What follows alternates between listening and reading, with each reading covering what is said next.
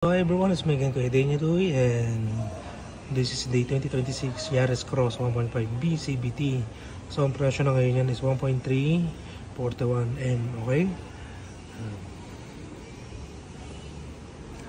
So unahan ko lang kayo yung top load nyo sa taas is additional accessories. And ipaparegister din natin siya sa LTO para iwas huli, okay? So, buksan natin yung kanyang hood. Ayan.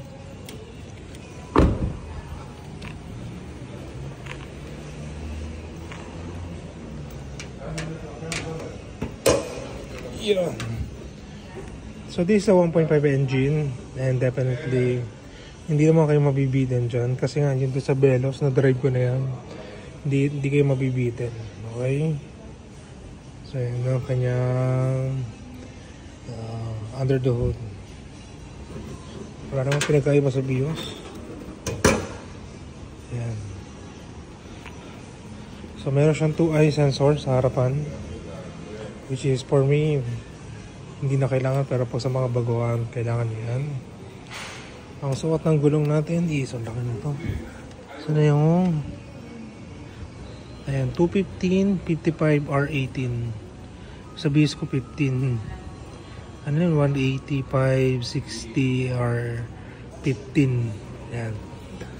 So, i-keep na rin siya ng meron pa siya front camera. Meron. Meron. So, i-keep siya ng 360 degrees camera. Soft touch na entry. So, smart entry siya.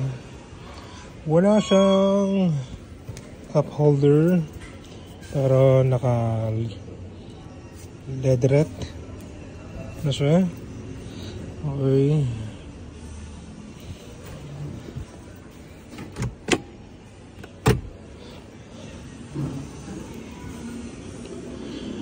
So sa mga dealership, tanong nyo na lang kung magkano to, kung type nyo. Yeah. So meron din siyang aircon vent.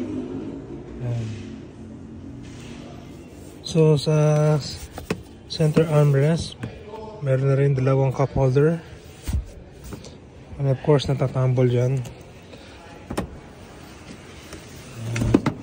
If in case na dalawa lang kayo, ito may lalagay kayo sa likod na malaki. Go!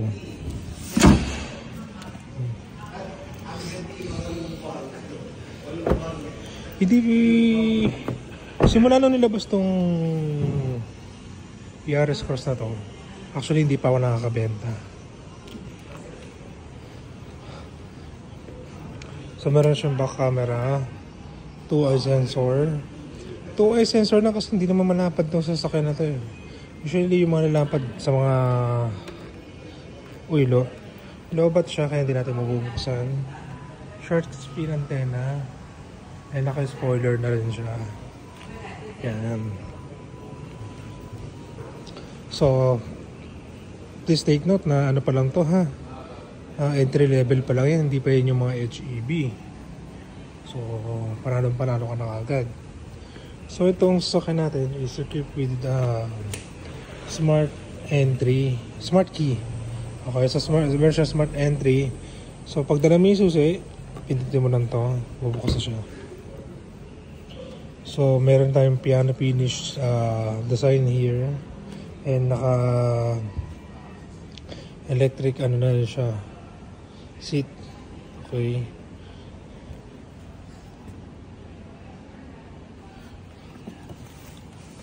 So, ang dami namang buttons na to. So isa-isay natin ha. Tignan natin kung naalala pa natin kasi tagal na natin nagbablog. Ito sa ilaw to, adjustment yung taas. Traction control. Kung kailangan mo ng brake. Kung sino yung nangangailangan na gulong ng brake. Ano ba yun, bobo? Kasi anong yung gulong ng nangangailangan ng brake, doon niya mas ibibigay para mag-iwas sa skid. Collision mitigation. Dito yan, ito. Dalawang sensor yan eh. So yung ito, pag mayroong object sa harapan mo, mag-brake siya. Okay? Ito syempre bukas sa likod, naka-auto door siya. Parking sensor, ito sa ilaw din. Paddle shifts. And itong side na to, walang pinagkaiba sa Veloz B. So, may cruise control din siya. Ayan. Ito, lane keeping assist. Ang ganda niyan. So, smart push start button na rin siya. May mga USB port na rin siya na Type C tsaka 2.0.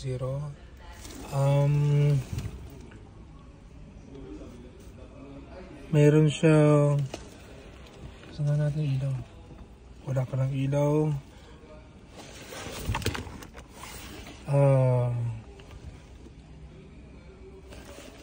Wireless charging. Cup holder. Cup holder niya, tignan nyo. Ayan. Tsaka bottle holder. Ayan.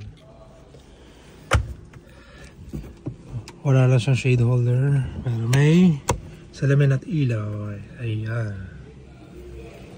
Chirid! Ayan po. If you're planning to buy brand new Toyota cars, you may contact me at 0962-144-8733. And you can add me in my Facebook account, Daniel Uy.